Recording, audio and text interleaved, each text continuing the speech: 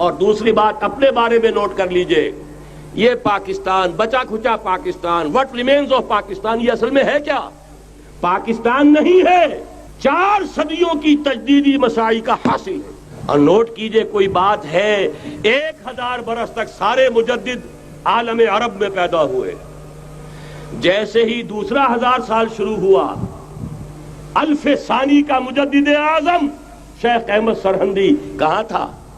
صنم خانہ ہند میں۔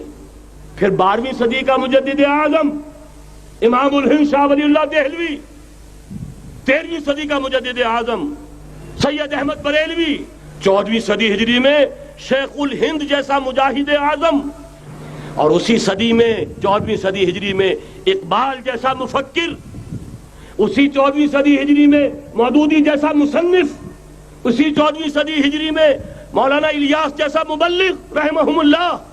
یہ سارے کام یہاں کیوں ہوئے؟